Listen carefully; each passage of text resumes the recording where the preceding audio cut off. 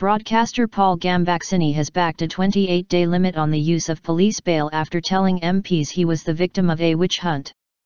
Mr. Gambaccini was arrested on suspicion of historical sexual abuse and placed on bail for a year before the case against him was dropped in October. He told a Commons committee that lost earnings and legal fees had cost him more than £200,000. The Director of Public Prosecutions, DPP, denied there was a witch hunt.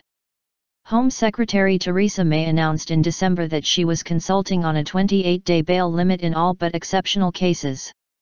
Witch hunt. Giving evidence to the Commons Home Affairs Select Committee, the former Radio 1 DJ said he believed he was used as human flypaper to encourage other people to come forward and make allegations against him. He said he suspected his bail was repeatedly extended until the end of high-profile cases involving other celebrities because police did not want juries to hear a former Radio 1 DJ had been cleared of sexual wrongdoing.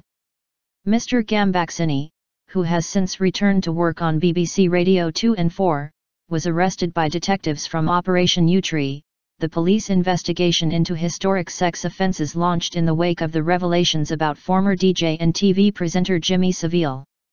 He said that he and other celebrities falsely accused of historical sex crimes had been the victim of a witch hunt to divert attention from the failure of the authorities to deal with Savile while he was still alive. Someone whose identity we do not know, who I call the Wizard of Ounce, the person sitting behind the curtain, pulling the levers, setting off smoke and light shows, decided I've got a great idea, let's have a witch hunt. Let's divert the attention of the public from the police who knew about but failed to stop Jimmy Savile in his lifetime and shine that spotlight instead on his contemporaries, and we'll get perverts from show business in the 1970s and 1980s, he said. He said that by opening a website and phone lines so that people could accuse celebrities of sexual offenses, you are going to get some people who are responding to the offer of money and attention. Misuse of power. Mr. Gambaccini was arrested on October 29, 2013, and police handed papers to the Crown Prosecution Service on February 10, 2014. But it was not until October 10, 2014 that he was told no case was being brought against him, he said. Mr. Gambaccini told the committee that during that time his bail was extended on 7 occasions with only vague explanations from police. He said he gradually realized the dates often coincided with important developments in the Yewtree investigation. Bail was extended on May 2, when publicist Max Clifford was sentenced for historic indecent assaults, on June 30, hours after the conviction of Rolf Harris, and on September 12 when former Stoke Mandeville Dr. Michael Salmon appeared in court charged with rape, he said. When his bail was extended to September 15, he suspected a link to the trial of Dave Lee Travis, which was due to end on that date. Mr. Gambaccini said the BBC suspended him without pay immediately after his arrest became public and he was shunned by other employers. Asked if he would support anonymity for those arrested, but not charged, over sexual allegations, Mr. Gambaccini said, "Absolutely.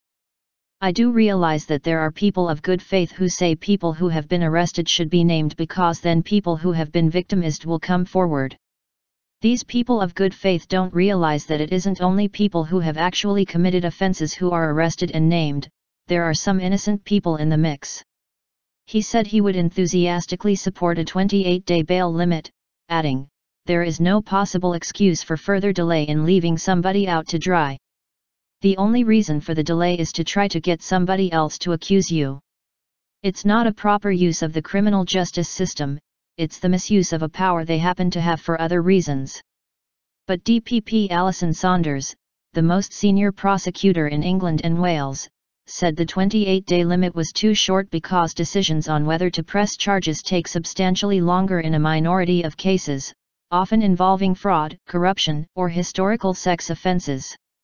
She insisted that the CPS does not release the names of suspects before charge and stressed that a decision not to press charges is not a determination of innocence or guilt, but a judgment on whether there is sufficient evidence to secure a conviction. Ms. Saunders made clear she did not believe the Crown Prosecution Service, CPS, owed Gambaccini an apology. She also denied claims made by Conservative MP Michael Ellis that the bail system was broken and told the committee, "We are not conducting a witch hunt against anyone, be it journalists or celebrities.